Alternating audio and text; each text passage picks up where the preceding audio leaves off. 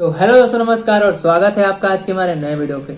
तो दोस्तों, आज हम लोग बात करेंगे एक बहुत इंपॉर्टेंट टॉपिक के ऊपर जो आप लोगों को समझना आज बहुत ज़्यादा ज़रूरी है।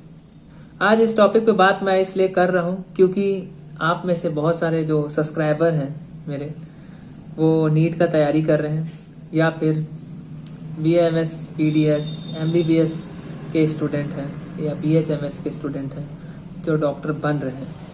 तो आज ये जो टॉपिक है इम्पोर्टेंट इतना क्यों है, चलिए बात करते हैं। आज हम लोग बात करने वाले हैं कि क्यों इम्पोर्टेंट है पोस्ट ग्रेजुएशन PG करना और क्यों इम्पोर्टेंट है एक्सपीरियंस। ये दो चीज़ बहुत मेन है। एकदम ये समझ लो कि जब एक स्टूडेंट 11th 12th क्रॉस करके एक अच्छा खासा स्कोर करके नीट के थ्रू एक गवर्नमेंट कॉलेज में एडमिशन लेता है, गवर्नमेंट कॉलेज में एडमिशन लेने के बाद उसको जब वो MBBS या फिर BAMS के फर्स्ट ईयर में फर्स्ट ईयर में होता है, तो वहाँ पे वो जो सब्जेक्ट्स होते हैं उनको समझने में उसको थोड़ा सा दिक्कत होता है। खासकर ऐसे स्टूडेंट जो हिंदी मीडियम से होते हैं उनको थोड़ा प्रॉब्लम ज़्यादा होता है क्योंकि उनका इंग्लिश अच्छा नहीं होता है। पहला प्रॉब्लम तो ये हो गया। जो CBSE स्ट्रीम से हैं उनको उतना दिक्कत नहीं होता है, उनको प्रॉब्लम होता है संस्कृत में अगर ऐसे स्टूडेंट BAMS में एडमिशन ले लेते हैं तो, क्योंकि उनको पूरे 5-5.5 साल तक इंग्लिश और संस्कृत कंबाइन करके पढ़ना होता है। फर्स्ट ईयर में संस्कृत का एक सेपरेट सब्जेक्ट होता है, बट फर्स्ट से लेके थर्ड ईयर तक जितने भी सब्जेक्ट हैं उन सब में संस्कृत और इंग्लिश आपको पढ़ना है। ये समझ लो कि पूरे 5-5.5 साल तक आपको संस्कृत और इंग्लिश BAMS के जो कोर्स होता है इसमें लेके चलना होता है। और MBBS में प्योर आपको इंग्लिश बायोकेमिस्ट्री होता है, paediatric, ENT, emergency medicine, forensic, ये सब आपको पढ़ना होता है।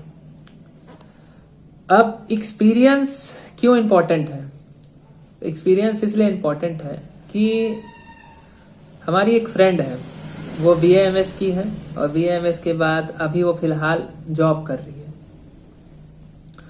तो उसका गवर्नमेंट जॉब है, रेगुलर पोस्ट में नहीं है, वो NHM में संविदा पोस्ट पे है। तो उसका सैलरी अभी 25,000 to 30,000 है पर मंथ। एक BAMS डॉक्टर का जो सैलरी है, स्टार्टिंग सैलरी यही होता है, फिर वो धीरे धीरे करके 1 से 1,500 पर ईयर फिर वो इंक्रीज होता है 5 to 10% हर साल। हर स्टेट का अलग अलग रूल रहता है, उस हिसाब से वो बढ़ता है।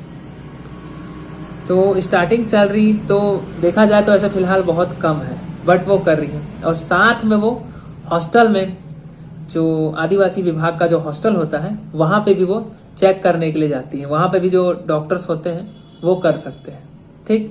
तो अगर वहाँ पे उनको एक हॉस्टल विजिट का 700 से 800 रुपए तक आराम से मिल जाता है। तो 30,000 उधर से हो गया, बाकी 10,000 इस साइड से। बाकी जो थोड़ा बहुत टाइम उसके पास बचता है फ्रेंड के पास, वो 2 घंटा से 3 घंटा अपने क्लिनिक में देती है शाम को। वहाँ पे भी 4-5 या 10 पेशेंट आ गए, 2 से 3,000 रुपए भी आया तो अच्छा खासा इनकम हो जाता है। बट एक BAMS डॉक्टर को 2-3 तरीके से पैसा कमाना पड़ता है, ऐसा MBBS में नहीं है। MBBS डॉक्टर अगर रेगुलर नहीं भी है तो उसको आराम से 50 से 60,000 रुपए मिल जाएगा। ऐसा मतलब ये जो सिस्टम है ऐसा चल रहा है। जबकि BAMS डॉक्टर के लिए थोड़ा सा ये अलग है, थोड़ा क्या एकदम ही अलग है।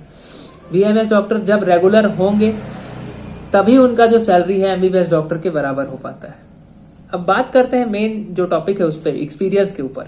तो हमारी जो फ्रेंड है वो 2 साल आउट के एरिया में, मतलब जो रूरल एरिया रहता है वहां पे काम की, और वहां से काम करने के बाद उसका जो मेन घर है जहाँ वो काम करती है, वहां से उसका जो घर है 400 किलोमीटर की दूरी पे है। वहां पे वो आई, वहां पे आने के बाद वहां एक पोस्ट निकला था, BAMS का ही था, वो भी संविदा पोस्ट था। तो वहां पे 2 साल का जो उसका एक्सपीरियंस था, जो वहां के CMO ऑफिस से मिला था, सोचो वो एक्सपीरियंस लगाने से यहाँ पे, जबकि यहाँ पे 4 पोस्ट ही निकला था, भरने वाले 1-1.5 हजार लोग थे,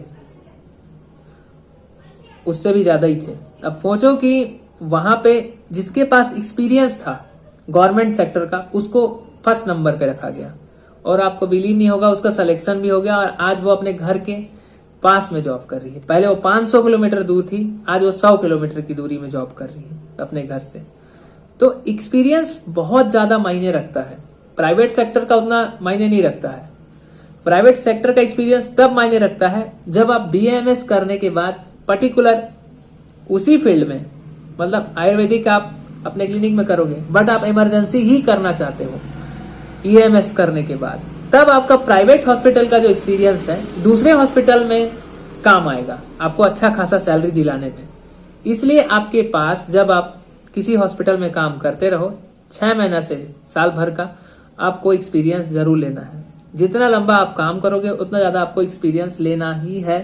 प्राइवेट सेक्टर का भी एक्सपीरियंस आपको लेना है। उस हॉस्पिटल को छोड़ के आप अगर दूसरे हॉस्पिटल में जाते हो तो वो एक्सपीरियंस आपको एक्स्ट्रा इनकम करने में हेल्प करेगा, वो आपका सैलरी पंप अप कर देगा, बढ़ा देगा।